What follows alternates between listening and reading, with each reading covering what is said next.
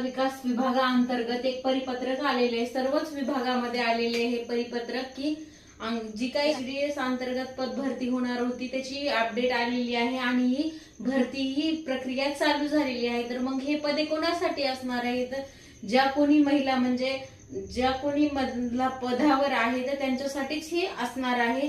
तर तसंच म्हणजे यांचं वय काय असायला हवं? यांचं वय 50 पर्यंत असायला हवं वयोमान। याच्यामध्ये टीसीएस मार्फत ही एक्झाम होणार आहे। टीसीएस मार्फत ही एक्झाम होणार आहे। याचे फॉर्म भरायला हे चालू झालेले आहेत आणि आयसीडीएस अंतर्गत ही एक्झाम होणार आहे। आणि जे कोणी म्हणजे अगोदर पण पदोन्नती म्हणजे याचे एकूण जागा पदे किती आलेली आहेत? 272 पदे आलेली आहेत। तर मग ह्या पद भरती होईपर्यंत पूर्ण प्रक्रिया होईपर्यंत अजून जास्त पदे ही भरण्यात येणार आहेत। म्हणजे जे काही जागा रिक्त होत जातील त्यांच्या याच्यामध्ये अजून पदे ही ऍड करण्यात येणार आहेत। अशा पद्धतीने ही काही जी